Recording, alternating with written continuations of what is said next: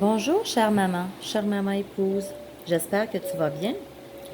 Aujourd'hui, j'ai décidé de te parler d'un sujet qui n'est pas très facile, dont les enfants à l'école souffrent souvent, sont souvent victimes.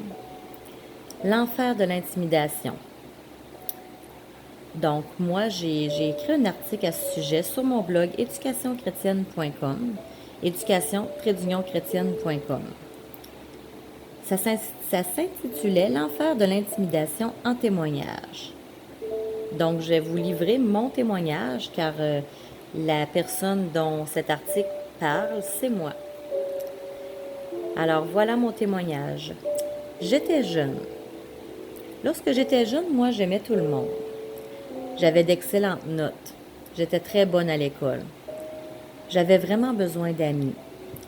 J'étais une enfant unique d'ailleurs. J'avais Jésus quand même comme meilleur ami, mais je ne le savais pas encore, je ne le réalisais pas tout à fait. Tout ceci faisait partie de moi.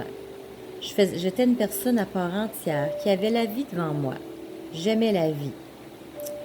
Mais j'étais une enfant différente des autres. Mise à part déjà par Dieu, je le sentais.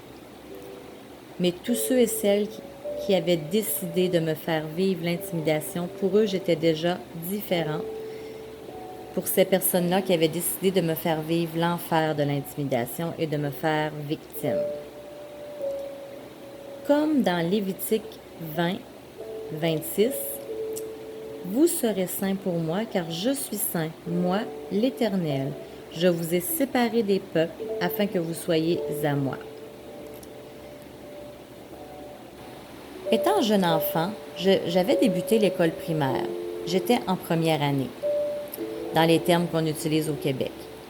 J'avais une amie avec qui je jouais chaque jour et qui était comme ma sœur, jusqu'au jour où elle déménagea dans une autre ville.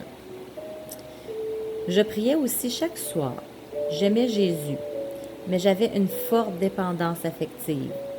Je cherchais à être aimée et à me faire des amis. J'ai rencontré une nouvelle amie, mais cette amie deviendra rapidement mon pire cauchemar. Je vais vous parler un peu des formes d'intimidation en général. Il existe plusieurs formes, mais je vais vous parler des 4 principales. Il y a la forme d'intimidation physique, faire trébucher, donner des coups, endommager les biens, etc.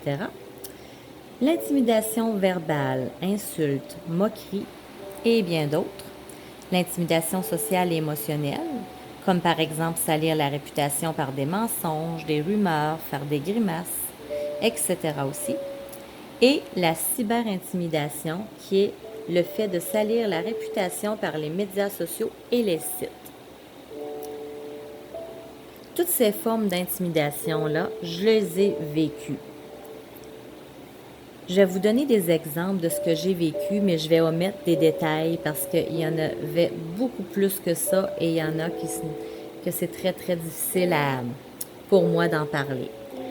Alors, j'ai reçu un coup de poing dans l'œil d'un garçon qui exécutait les ordres de la petite fille qui était supposément mon amie et qui trouvait que j'avais des beaux yeux un petit peu trop brillants à son goût.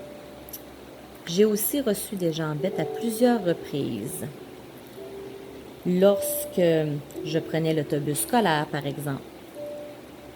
C'était l'hiver, mais j'ai dû cesser de prendre ce transport pour me rendre à pied à l'école. L'école se trouvait à 10 minutes de chez moi et je devais m'y rendre malgré le froid intense.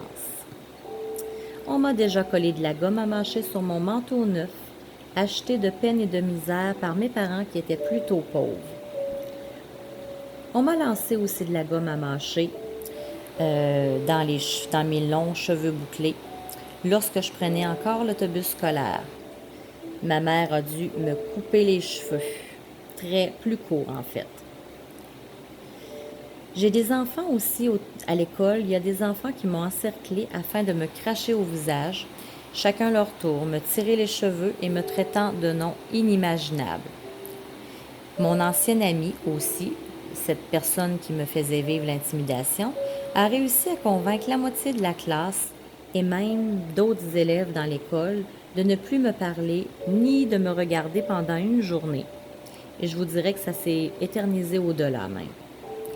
On me faisait des appels la nuit et on racontait à mon père des obscénités mensongères dans le but de détruire ma réputation. On réveillait toute ma famille la nuit. On riait aussi de moi et de mes coiffures, même si j'arrivais de chez la coiffeuse. Dans le fond, j'étais jamais bien pour les gens, peu importe comment je m'habillais, peu importe comment je me coiffais. Je me cachais même en dessous du maquillage. Mon ancienne amie venait même faire un doigt d'honneur à ma fenêtre lorsqu'elle était chez ma voisine, et ce devant même ma mère, impuissante devant la situation et qui ne savait quoi faire.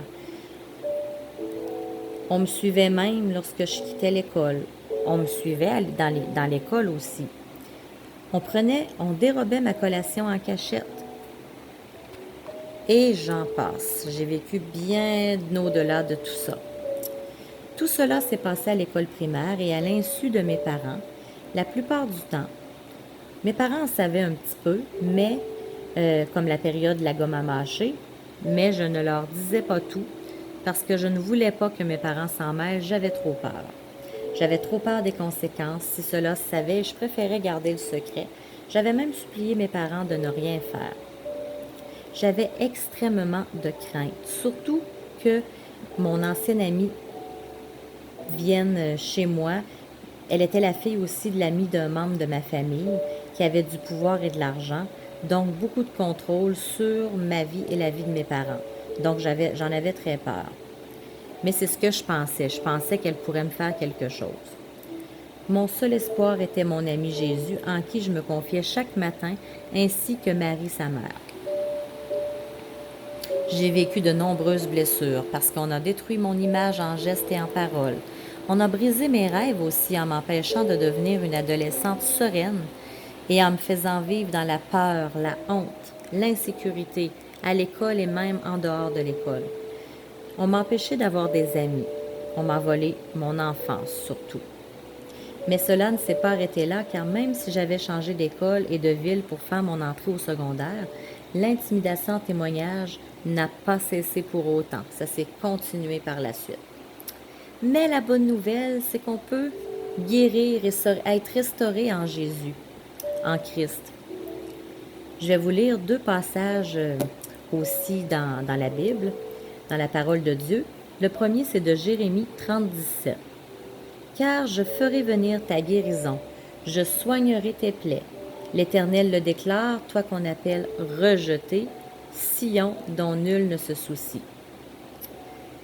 Et dans Psaume 23, verset 3, « Il restaure mon âme, il me conduit dans les sentiers de la justice à cause de son nom. » Afin de terminer sur une note plus positive au sujet de moi, aujourd'hui, comme vous pouvez le constater, je suis devenue une adulte véritablement équilibrée, épanouie, sereine et avec une joie de vivre débordante et à toute épreuve, de par mon vécu, mais surtout par ma foi en Jésus ressuscité. Ma conversion m'a aidé aussi et mon travail personnel, fait en profondeur, qui m'a permis de guérir mes blessures, et ça il y a déjà de nombreuses années. J'aide maintenant les gens à mon tour par mon travail en ligne et en personne, et j'exerce une profession, enseignante, où je dois retourner parfois sur le terrain, donc dans les murs de mon passé, voire dans ma propre classe. Alors, si vous avez besoin de plus ample information, vous pouvez me contacter sur mon blog éducation-chrétienne.com et ça me fera plaisir de vous répondre, de vous aider aussi. Allez visiter mon blog, vous allez trouver une mine d'or. On va prier maintenant. On va terminer par une prière dans le psaume 91. « Car il ordonnera à ses anges de te garder dans toutes tes voies. Ils te porteront sur les mains, de peur que ton pied ne heurte contre une pierre. Tu marcheras sur le lion et sur l'aspic. Tu fouleras le lionceau et le dragon. Puisqu'il m'aime, je le délivrerai, je le protégerai, puisqu'il connaît mon nom. Il m'invoquera, et je lui répondrai. Je serai avec lui dans la détresse. Je le délivrerai et je le glorifierai. J'espère que tu as aimé ce témoignage, chère maman épouse.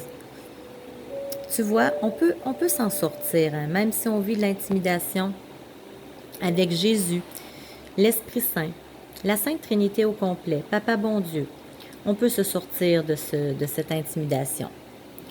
Donc, je te souhaite vraiment de passer une belle journée et j'espère que tu seras béni abondamment par ce témoignage. À bientôt, chère maman épouse.